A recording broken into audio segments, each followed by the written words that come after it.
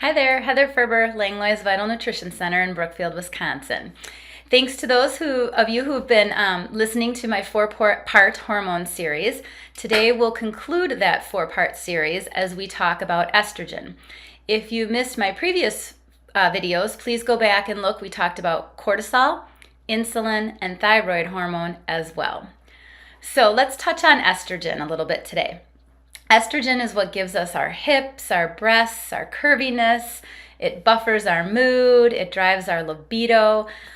You really could say that estrogen is nature's natural Prozac for women. It's responsible for the first half of our menstrual cycle as the uterine lining builds up in anticipation for receiving an egg and promoting a pregnancy. It also lights the libido fire until we are about the age of 45, around the time when women start thinking that sleep is sounding a lot better than having sex.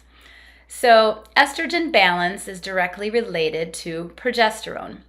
And ideally, you have a really good rhythm between the two hormones.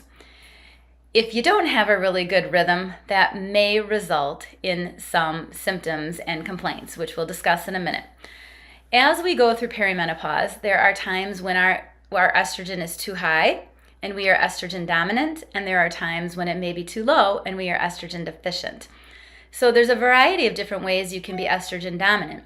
You can, in fact, make too much estrogen, even though you're ovulating and making plenty of progesterone. That puts you in an estrogen dominant state.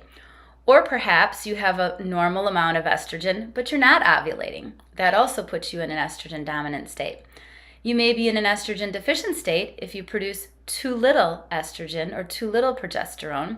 And even if you make too little estrogen but make some progesterone, you still could be estrogen dominant.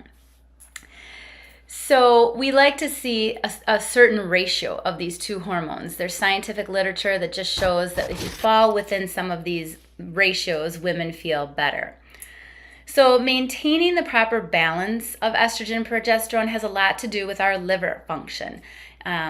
There are two phases of estrogen processing that go on in the liver. It involves hydroxylation, which is phase 1, and conjugation, which is phase 2. So we really need to show our liver a lot of love in order to maintain healthy estrogen levels. So what are the signs and symptoms of estrogen dominance and estrogen deficiency? If you go back to the hormone assessment survey that we've been doing at Langlois with my last 4 talks, and you take a peek at group D, that is the group that pertains to estrogen.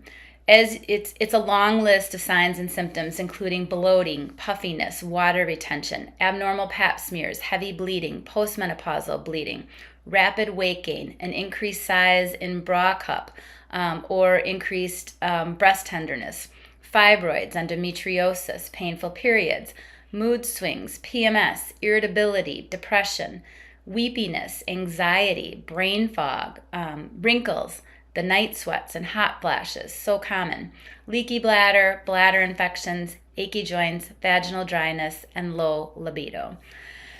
So that kind of concludes our hormone series. If you come into the office, of course, I can help you better assess which hormones may be challenging you and how you can improve your diet, lifestyle, and supplementation plan to optimize better hormone health.